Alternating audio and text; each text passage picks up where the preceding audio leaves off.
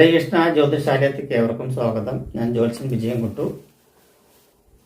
Lottery ടിക്കറ്റിനെ പറ്റി ഞാൻ ആദ്യമായിട്ടാണ് വീഡിയോ ചെയ്യുന്നത്. ഇതുവരെ ലോട്ടറി ടിക്കറ്റ് ഇന്ന ആൾക്കാർക്ക് അടിക്കുമോ, ഇന്ന നക്ഷത്രക്കാർക്ക് അടിക്കുമോ എന്നുള്ള വീഡിയോ ഞാൻ ഇതുവരെ ഇട്ടിട്ടില്ല, വീഡിയോ എടുത്തിട്ടുമില്ല, അപ്ലോഡ് ചെയ്തിട്ടുമില്ല.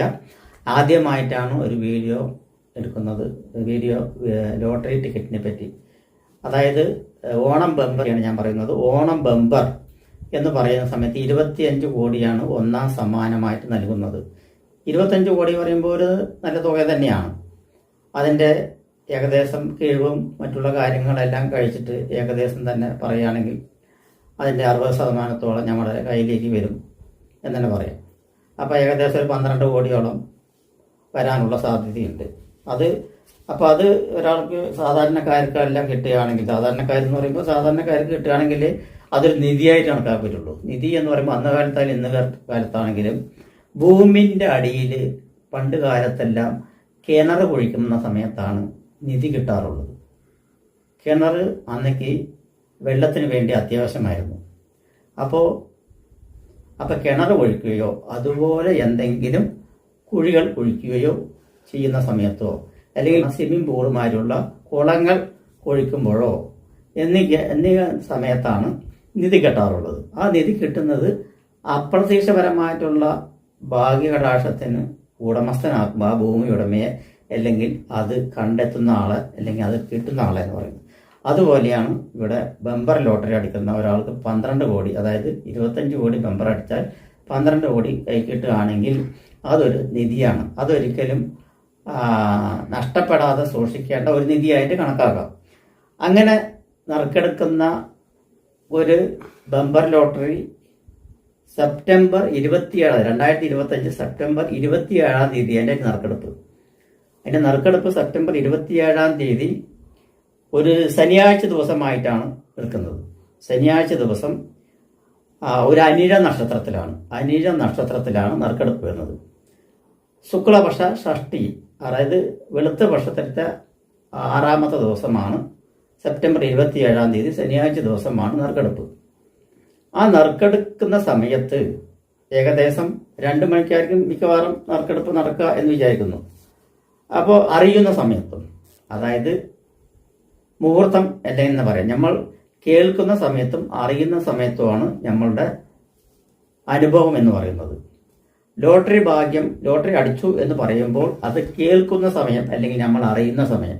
ഇപ്പോൾ ഉച്ചയ്ക്ക് 2 മണിക്ക് നറുക്കെടുക്കുന്ന ഇത് ഏകദേശം 3 മണിക്കോ 3:30-ക്കോ അവസാനിക്കുകയായിരിക്കും. കാരണം എന്താ പറഞ്ഞാൽ ഇതിൽ കുറേ പ്രൈസുകളുണ്ട്. അതായത് ഒന്നാം സമ്മാനമായിട്ട് 25 കോടിയും 2ാം സമ്മാനമായിട്ട് 1 കോടി വീതം 20 പേർക്കും, 3ാം സമ്മാനമായിട്ട് 50 ലക്ഷം വീതം 20 പേർക്കും, 5ാം സമ്മാനമായിട്ട് 4ാം സമ്മാനമായിട്ട് 5 ലക്ഷം വീതം 10 പേർക്കും, 5ാം സമ്മാനമായിട്ട് 2 ലക്ഷം വീതം 10 പേർക്കാണ് കൊടുക്കുന്നത്. അപ്പോൾ എല്ലാ ലക്ഷങ്ങളുടെ ആണ് ഉള്ളത്. അപ്പോൾ ലക്ഷങ്ങൾ കിട്ടുന്നതും ഒരു ഭാഗ്യമായിട്ട് കണക്കാകാം. സാധാരണക്കാർക്ക് ഇപ്പോൾ 2 ലക്ഷം കിട്ടിക്കഴിഞ്ഞ് പറഞ്ഞാൽ 1.5 ലക്ഷം 1.25 ലക്ഷമൊക്കെ കിട്ടുകയുള്ളൂ. അതൊരു വഴിത്തിരിവാണെന്ന് പറയാൻ പറ്റില്ല. എന്നിരുന്നാലും ചിലവർ കോടി എടുക്കുന്നവർ എന്തായാലും വലിയ പ്രൈസിനെ പ്രതീക്ഷിച്ചായിരിക്കുന്നു. ഒരു 5000 കിട്ടാൻ വേണ്ടി ആരും കോടി എടുക്കാറില്ല. അതിന് സാധാരണ ലോട്ടറി എടുത്താൽ പോരെ എന്ന് ചിന്തിക്കും. പക്ഷേ ഇവിടെ കോടി അടിക്കുന്നതിൻ്റെ കാര്യമാണ് പറയുന്നത്. കോടി അടിക്കാന്ന് വെച്ച് പറഞ്ഞാൽ ഒന്നുമില്ലെങ്കിൽ 1 കോടി അടിക്കണം, അല്ലെങ്കിൽ ഫസ്റ്റ് പ്രൈസായിട്ട് 25 കോടി അടിക്കണം, അല്ലെങ്കിൽ 50 ലക്ഷം അടിക്കണം. ചുരുങ്ങിയത് 10 ലക്ഷമെങ്കിലും അടിച്ചാൽ, അല്ലെങ്കിൽ 5 ലക്ഷമെങ്കിലും അടിച്ചാൽ കുറച്ചെങ്കിലും സമ്മാനത്തുക എന്ന് പറയാൻ പറ്റുള്ളൂ. അപ്പം അങ്ങനെയുള്ള നറുക്കെടുപ്പിൽ വിജയിക്കുന്ന ഏകദേശം 20, 40, 10, 51 ആളുകൾക്ക് ഏകദേശം നല്ലൊരു തുക കിട്ടുവാനുള്ള സാധ്യതയുണ്ട്. 51 ഭാഗ്യശാലികളെ അന്നേക്ക് ഈ നറുക്കെടുപ്പിലൂടെ കേരള ഗവൺമെൻറ് ബമ്പർ ഇറക്കുന്നതും അന്നേക്ക് നറുക്കെടുക്കുന്നതും. അപ്പോൾ ആ സമയത്ത് ആർക്കെല്ലാം ഭാഗ്യം ഉദിച്ചു വരുന്ന നക്ഷത്രക്കാരുണ്ടെന്ന് നമുക്കൊന്ന് പരിശോധിച്ച് നോക്കാം.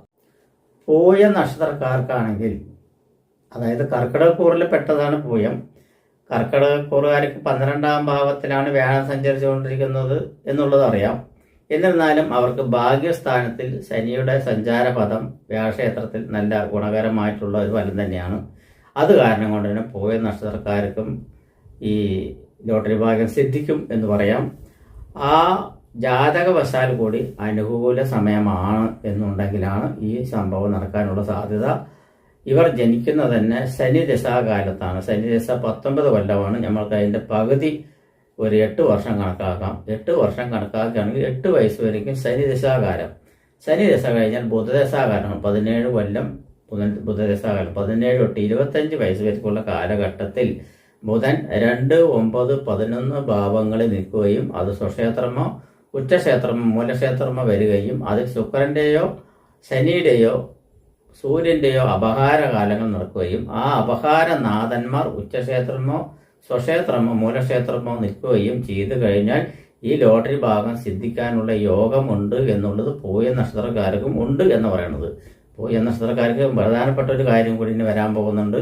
അതായത് ഇപ്പൊ ഞാൻ പറഞ്ഞിരിക്കുന്നത് 17 തൊട്ടും 25 വയസ്സ് വരെയുള്ള കാലഘട്ടമാണ്. 25 വയസ്സിന് ശേഷം ഇവർക്ക് 32 7 കൊല്ലം കേതുർ ദശാകാലമാണ്. കേതുർ ദശാകാലത്തിൽ വളരെ ദോഷപരമായിട്ടുള്ളൊരു കാലവായനമായിരിക്കും. എന്നിരുന്നാലും യുവത്വം തിങ്ങി നിൽക്കുന്ന ഒരു പ്രായമാണ്. അതുപോലെ തന്നെ ഭാഗ്യവശാൽ അതായത് കേതു 11ാം ഭാവത്തിൽ നിൽക്കുകയും ആ കേതുവിന് ശുഭകരക ദൃഷ്ടി വ്യാഴത്തിന്റെ ദൃഷ്ടിയോ യോഗമോ വരികയും ചെയ്തു കഴിഞ്ഞാൽ തീർച്ചയായിട്ടും അല്ലെങ്കിൽ ബുധന്റെ യോഗം ഉണ്ടാകുക, ശുക്രയോഗം ഉണ്ടാകുക, അങ്ങനെയുള്ള യോഗങ്ങൾ ഉണ്ടെങ്കിൽ തീർച്ചയായിട്ടും ലോട്ടറി ഭാഗം സിദ്ധിക്കാനുണ്ട് എന്ന് പറയുന്നത്. 11ാം ഭാവത്തിൽ മാത്രമാണെങ്കിൽ സിദ്ധിക്കുള്ളൂ. അതിലും ശുക്രന്റെ അപഹാരത്തിൽ മാത്രമേ ആ യോഗം വരുവാനുള്ള സാധ്യതയുള്ളൂ.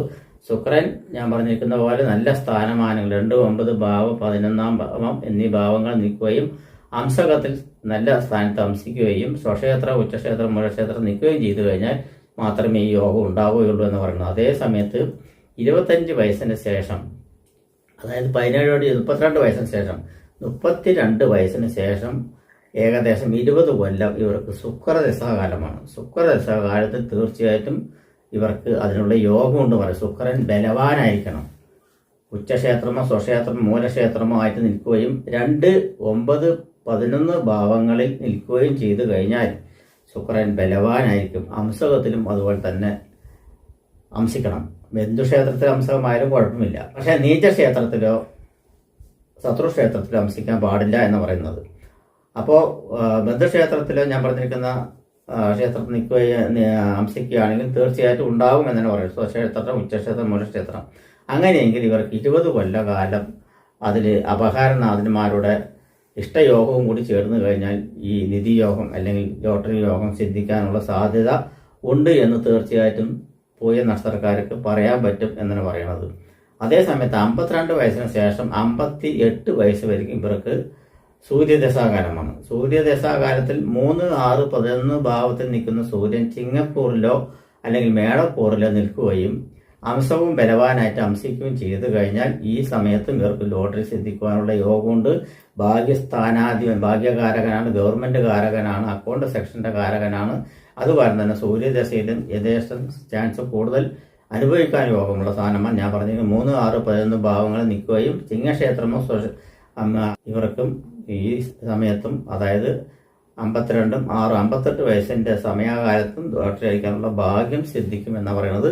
അപ്പോൾ പൂയ നക്ഷത്രക്കാർക്ക് തീർച്ചയായിട്ടും അനുഭവയോഗം ഇതിനുള്ള അനുഭവയോഗം ലോട്ടറി ഭാഗ്യം ഉണ്ട് എന്നാണ് പറയുന്നത്. നമസ്കാരം.